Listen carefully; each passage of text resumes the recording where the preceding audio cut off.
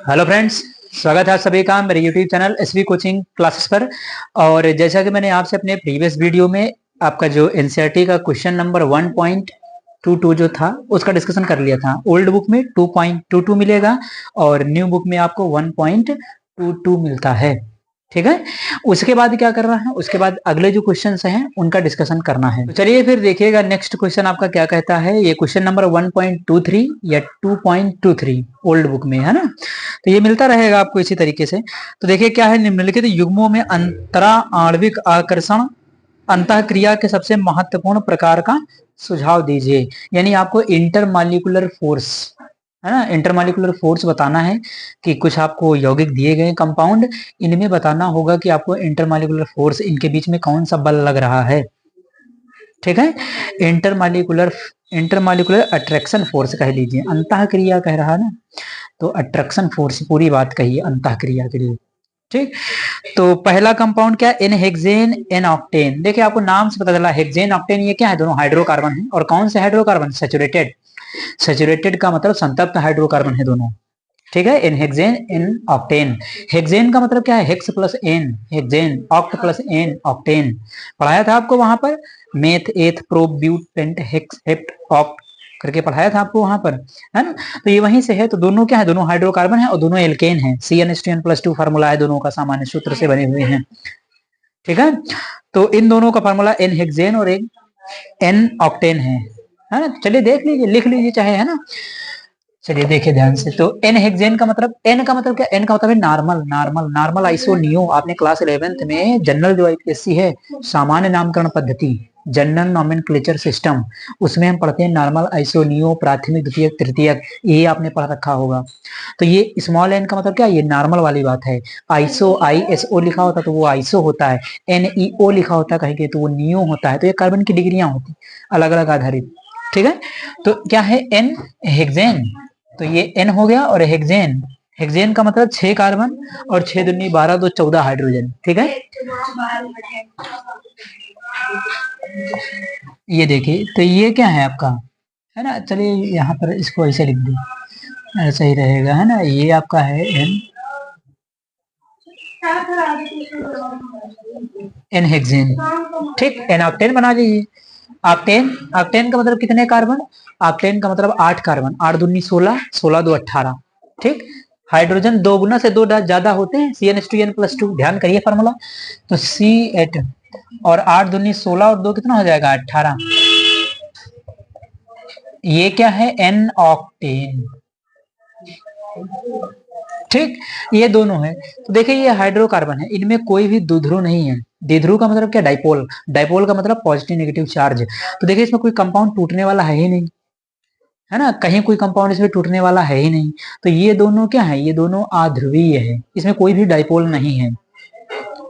ठीक है, तो दोनों जब आध्रुवीय हैं तो क्या बताना पड़ेगा, तो जब कोई आध्रुवीय मॉलिक्यूल होता है तो उसके बीच लगने वाले फोर्स का एक नाम होता है, उसको कहते हैं लंदन फोर्स, है ना, लंदन फोर्स ऑफ अट्रैक्शन। जब कोई अध्रुवीय अणु होते हैं तो उनके बीच में लगने वाला जो फोर्स होता है उसको कहते हैं लंदन फोर्स, लंदन विक्षेपण बल, या लंदन डिस्पर्सन फोर्स इंग्लिश में कहते हैं, हिंदी में कहते हैं लंदन विक्षेपण बल।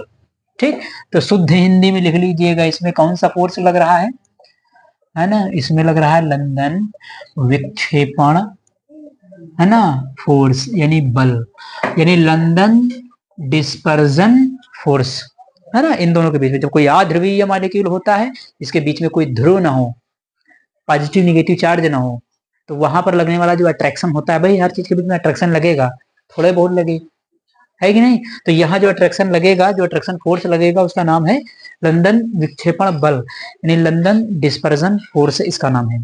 ठीक, तो एक तो ये हो गया पहला। सेकंड नंबर है आयोडीन और CCl4। तो आयोडीन और CCl4 की कंडीशन क्या है, तो आयोडीन, ये दूसरा है आपका सेकंड, आयोडीन है और CCl4 है ना। इसमें क्या करना है, देखिए आयोडीन है ना, आयोडीन में कोई ना ध्रुव है, कुछ भी नहीं, ये भी अध्रुवीय है ना, नॉन पोलर है। ये कैसा है,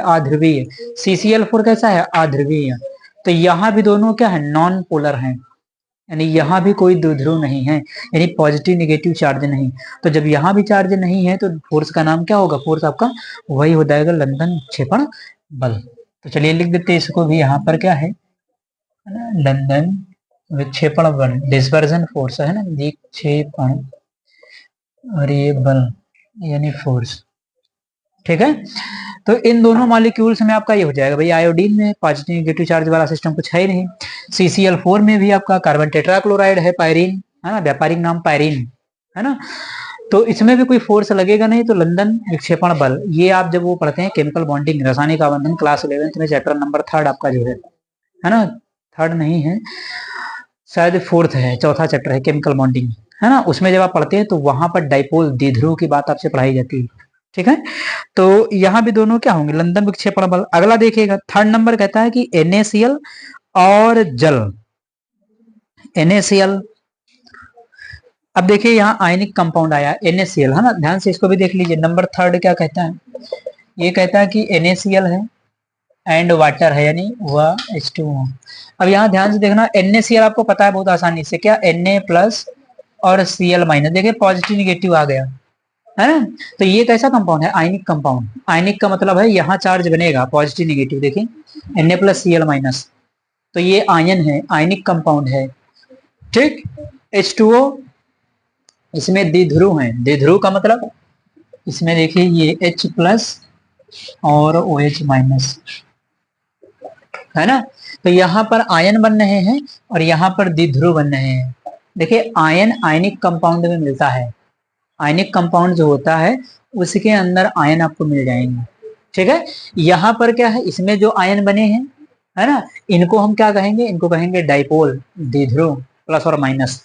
तो यहाँ देखिए प्लस माइनस क्या, तो अट्रैक्शन लगेगा फिर, है कि नहीं। तो ये आपका आयन है और ये आपका द्विध्रुव है, तो आयनों के बीच लगने वाला आयनिक बल हो जाएगा, द्विध्रुव के बीच लगने वाला क्या हो जाएगा, द्विध्रुव के बीच लगने वाला द्विध्रुव बल हो जाएगा। तो यहाँ पर लगने वाले बल का नाम क्या रखेंगे, आयन द्विध्रुव बल। ठीक है, या अंतःक्रिया क्या हो जाएगा, आयन है ना द्विध्रुव,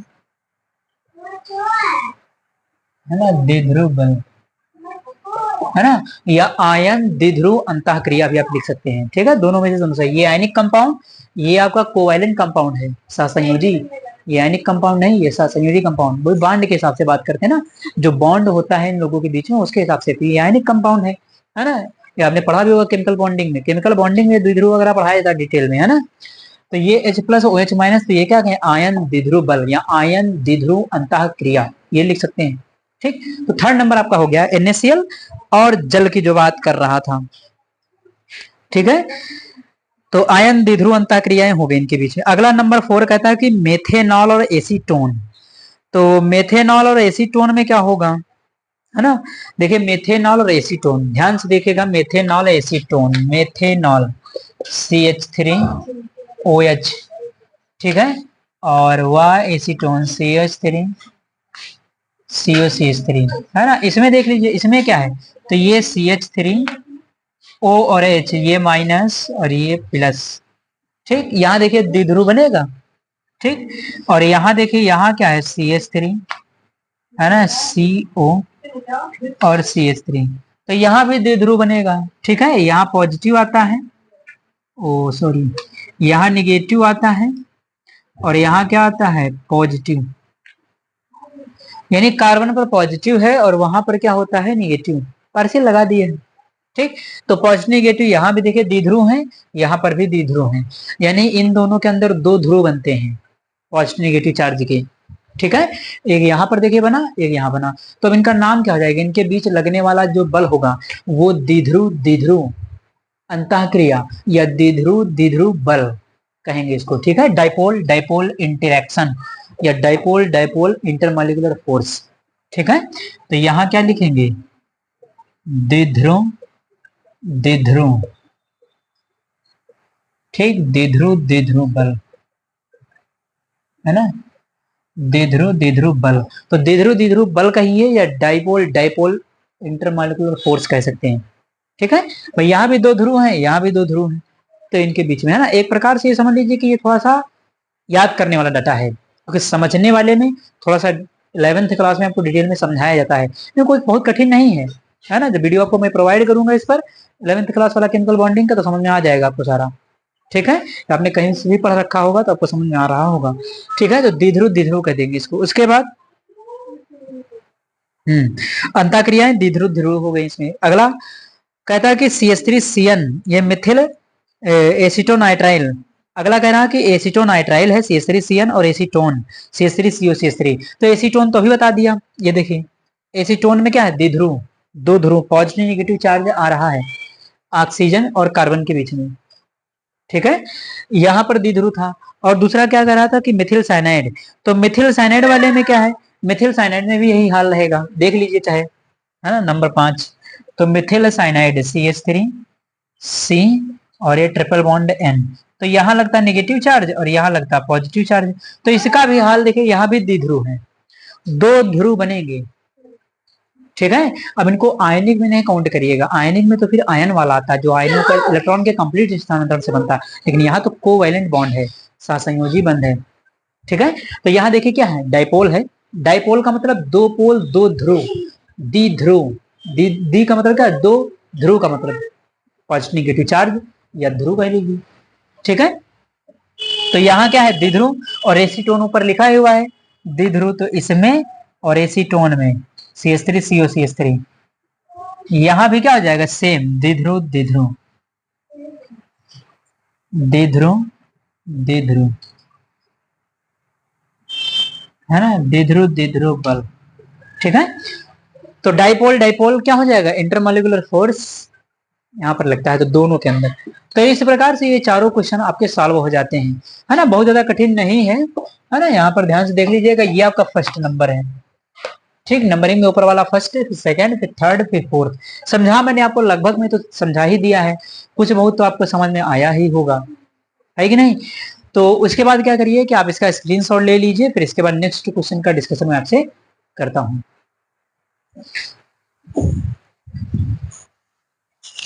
तो इसके बाद देखिएगा क्वेश्चन नंबर आपका जो आ गया है 2.24, है ना, या 1.24 नई बुक में। ठीक है, नई बुक के हिसाब से ही चल रहा है।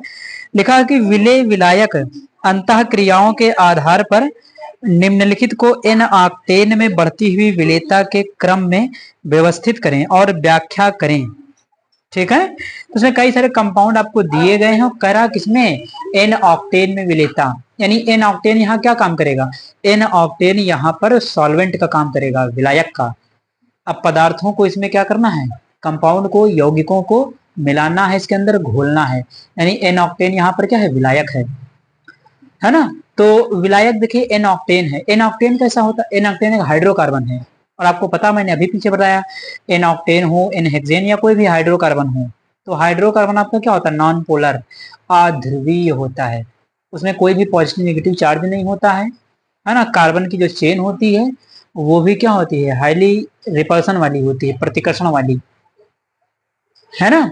तो ये से थोड़ा सा आपको ध्यान रखना पड़ेगा। तो एन ऑक्टेन कैसा है, एन ऑक्टेन जो आपको इस सवाल में दिया गया है, वो एन ऑक्टेन एक आपका आध्रुवीय मॉलिक्यूल है, नॉन पोलर है, उसमें कोई भी पोल नहीं। तो अगर वो आध्रुवीय है तो उसमें अगर कोई आपको घोलना, भाई लाइक डिजॉल्व लाइक, आपने सुना होगा, लाइक डिजॉल्व लाइक, एनसीईआरटी किताब में लिखा भी है, समान समान को घोलता है, एक जैसा एक जैसे के साथ, यानी जो जैसा होता है वो उसी के साथ रहता है ना। लाइक डिजॉल्व लाइक का मतलब क्या है, लाइक डिजॉल्व लाइक का मतलब है कि जो जैसा इंसान होता है वो उसी के जैसा ढूंढ लेता है, या उसी के जैसा क्या होता है, रहता है ना। तो ये सेम कैटेगरी वाली बात चल रही है। तो उसी प्रकार से यहाँ भी है कि जैसा विलायक होगा वैसा ही विलेय होना चाहिए। जब लाइक डिजॉल्व लाइक वाली बात आ जाएगी, जो जैसा है उसके साथ वैसा ही विलेय क्या होगा, परफेक्टली सॉल्युबल होगा। अब जैसे ये आध्रुवीय है, तो इसे दिए गए कंपाउंड में जो भी आध्रुवीय होगा वो क्या होगा, उसी में क्या हो जाएगा, डिजॉल्व कर जाएगा आसानी से। ठीक, तो जब सेम कैटेगरी वाले मिल जाएंगे तो बिल्कुल आसानी से क्या हो जाएगा, डिजॉल्व हो जाएगा, सॉल्युबिलिटी वहां पर क्या आएगी, बहुत ज्यादा आएगी। तो अगर ये नॉन पोलर है, आध्रुवीय है, तो इनमें से जो भी आध्रुवीय होगा वो सबसे ज्यादा होगा, बाकी फिर धीरे धीरे क्या हो जाएंगे, बाकी पोलर वाले, ध्रुवीय वाले, आयनिक वाले, हाइड्रोजन बॉन्डिंग वाले, वो सब आगे पीछे से जाते जाएंगे। ठीक, तो देखिए कौन कौन से कंपाउंड आपको दिया है। पहला तो कह रहा है कि साइक्लोहेक्सेन दिया है, दूसरा केसीएल दिया है, तीसरा आपको मिथिल एल्कोहल दिया है, चौथा आपको मिथिल साइनाइड दिया है CH3CN। तो ये 4 कंपाउंड आपको दिए हैं। अब देखिए साइक्लोहेक्सेन, अब चाहे हेक्सेन साइक्लोहेक्सेन हो चाहे जॉन हेक्सेन हो, है ना, वो चाहे आपका साइक्लिक हो और चाहे बगैर साइक्लिक हो, चाहे असाइक्लिक हो चाहे साइक्लिक हो, अगर वो हाइड्रोकार्बन है ना, तो वहां पर क्या होगा, वो नॉन पोलर होगा।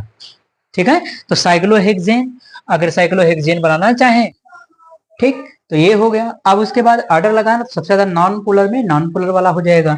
तो सबसे पहले कौन आएगा, C6H12, यानी साइक्लोहेक्सेन पहले आएगा, जो उसी की कैटेगरी का है। ठीक है, नॉन पोलर। उसके बाद आपका CH3CN मिथिल साइनाइड आ जाएगा, उसके बाद मिथिल एल्कोहल, ठीक, और लास्ट में आपका चला जाएगा KCl। ठीक, तो ये इसकी तुलना में पोलर कम है, तो जो कम पोलर होगा वो ज्यादा घुलनशील हो जाएगा, जो जितना ज्यादा पोलर होगा उतना ही कम घुलनशील होगा। ठीक, तो ये कम पोलर है, ये उससे ज्यादा है, और ये तो आयनिक है, आयनिक वाला तो दुश्मन ही है नॉन पोलर का। ठीक, तो वो सबसे कहाँ चला जाएगा, लास्ट में चला जाएगा। ठीक है, तो इस प्रकार से हम क्या करते हैं, इसका ऑर्डर लगा लेते हैं। तो आप इसका स्क्रीनशॉट ले लीजिए, फिर नेक्स्ट क्वेश्चन का डिस्कशन मैं आपसे करता हूँ।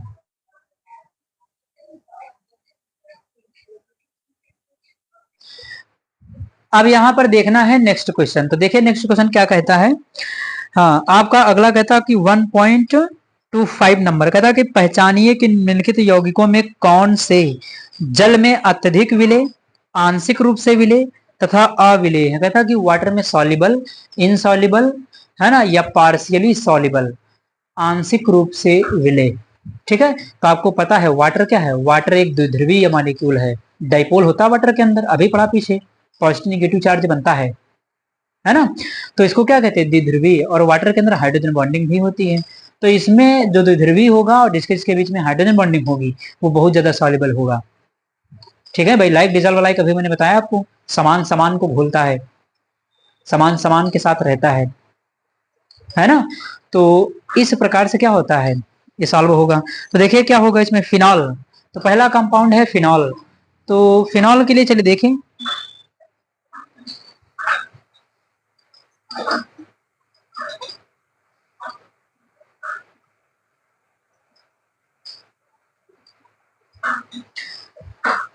तो चलिए देखिए यहाँ पर फिनॉल, है ना, सबसे पहले फिनॉल की बात कर लेते हैं। फिनॉल का फार्मूला तो आपको सब पता ही है बकायदा, है ना, ये आपकी रिंग है बेंजीन, है ना, बेंजीन के ऊपर OH लग गया, तो ये है फिनॉल।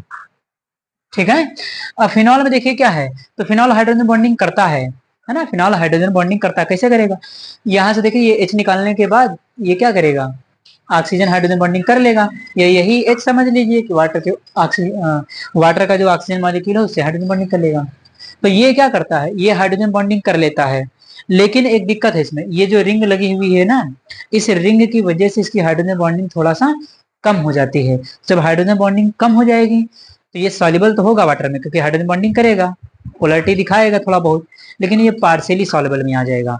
तो इसको हम क्या कहेंगे, इसको कहेंगे आंशिक विलेय, है ना, इसको हम लिखेंगे आंशिक, आंशिक विलेय, है ना, या घुलनशील, या जो भी कह रहा था क्वेश्चन में वो लिख दीजिएगा। ठीक है, आंशिक विलेय, आंशिक घुलनशील, या जो सवाल में लिखा वही लिख दीजिएगा। ठीक है, तो ये आपका पार्सली हो जाएगा। उसके बाद सेकंड नंबर आपका है टालुइन। टालुइन क्या है, तो टालुइन सेकंड नंबर आपका टालुइन। टालुइन क्या, बेंजीन रिंग के ऊपर आप CH3 लगाते हैं यहाँ पर। ठीक, ये है टालुइन। तो टालुइन है, यहाँ कोई कंडीशन ही नहीं नजर आ रही भाई, ये भी प्रति, इससे कोई होगा ही नहीं, रिंग कुछ करेगी ही नहीं, CH3 का कोई काम ही नहीं है, तो ना तो डाइपोल है इसके अंदर और ना ही हाइड्रोजन बॉन्डिंग। ठीक है, तो ये क्या हो जाएगा, अविलेय, इनसॉल्युबल, ना तो हाइड्रोजन बॉन्डिंग ना तो डाइपोल, सीधे सीधे इनसॉल्युबल लिख दीजिए। ठीक, काम खत्म। अगला नेक्स्ट आपका जो कहता है वो है आपका फार्मिक अम्ल। हाँ, तो कहता है कि फार्मिक अम्ल, तो फार्मिक अम्ल के अंदर तो हाइड्रोजन बॉन्डिंग होती है ना, देखिएगा थर्ड नंबर, है ना, फार्मिक अम्ल HCOOH, है ना, तो ये तो एसिड है, अम्ल है ना, अम्ल तो वाटर के अंदर डिजॉल्व हो जाता है, ये फार्मिक अम्ल है ना, तो ये तो हो जाएगा। तो इसको हम क्या लिखेंगे, और इसके अंदर हाइड्रोजन बॉन्डिंग भी है, आसानी से घुल भी जाएगा, डाइपोल भी इसके अंदर बन जाएगा, तो ये क्या हो जाएगा, पूर्ण विलेय, है ना, पूर्ण विलेय, यही लिखा है। ये आप पूर्ण विलय न लिखिए, यहाँ पर लिख लीजिए। हाँ, सवाल में क्या दिखा था? सवाल में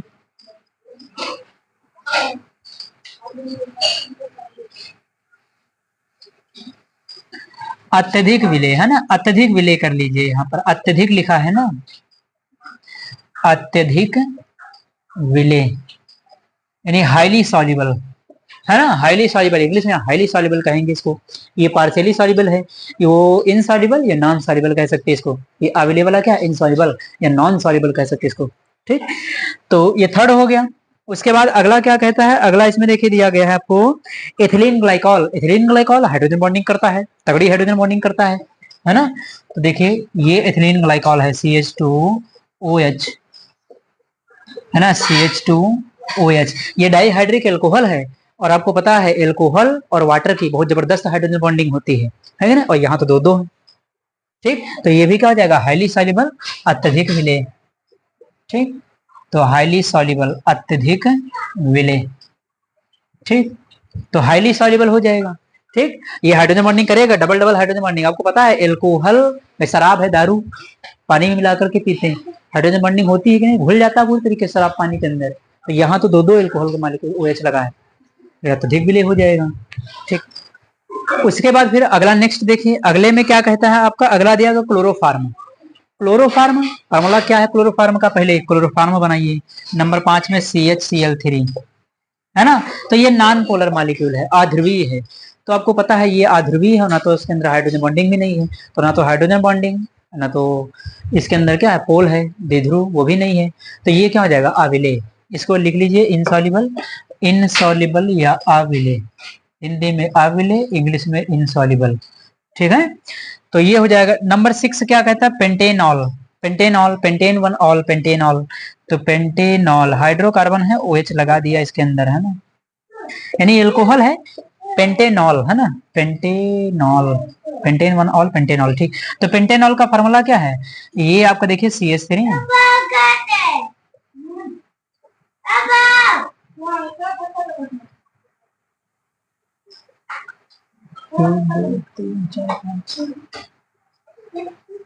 ठीक, ये देखिए पेंटेनॉल है।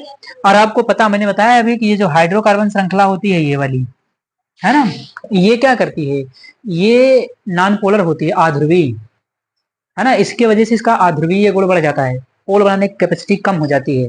लेकिन अब यहाँ पर देखिए OH आ गया है, तो OH तो करेगा हाइड्रोजन बॉन्डिंग, वाटर के साथ कर लेगा है ना। तो यहाँ पर क्या होगा, देखिए पूरी तरीके से नहीं करेगा, लेकिन आंशिक विलय हो जाएगा।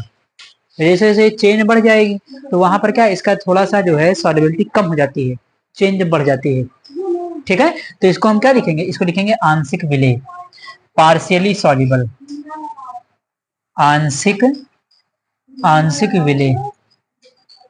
ठीक है, इस तरीके से। तो सॉल्युबल तो होगा, सॉल्युबल है, सॉल्युबल हम नहीं कह रहे कि नहीं है, लेकिन कैसा होगा, आंशिक विलय होगा, पार्शियली सॉल्युबल होगा, पूरी तरीके से नहीं होगा। क्योंकि जब कार्बन की चेन बढ़ जाती है ना, तो सॉल्युबिलिटी थोड़ा सा क्या होती है, कम। क्योंकि ये वाला जो हाइड्रोकार्बन श्रृंखला है, ये नॉन पोलर हो जाती है, रिपेल करती है वाटर मॉलिक्यूल्स को, तो डिजोल्व होने में दिक्कत आती है जब ये चेन बढ़ती जाती है। तो यहाँ 5 कार्बन के देखिए, एथिल अल्कोहल था, मिथिल अल्कोहल था, तो 1 कार्बन 2 कार्बन तक बात चल गई थी, 3 कार्बन तक बात चल गई थी है ना। लेकिन थोड़ा सा यहाँ पर क्या होगा, हल्का सा कम सॉल्युबल होगा। तो इस तरीके से ये सॉल्व हो जाएंगे। ठीक है, तो ये हो जाते हैं आज आपके क्वेश्चन नंबर 2.25 या 1.25 तक डिस्कशन मैंने आपसे कर लिया है। तो उम्मीद करता हूं कि आज जो मैंने क्वेश्चन लिए थे वो आपको समझ में आए हुए होंगे। और अगर चैनल पर नए हैं तो चैनल को सब्सक्राइब करिए, वीडियो को लाइक करिए और शेयर करते रहिए। तो चलिए अभी पढ़ाई करते रहिए, मिलते हैं नेक्स्ट लेक्चर में। Thanks for watching this video.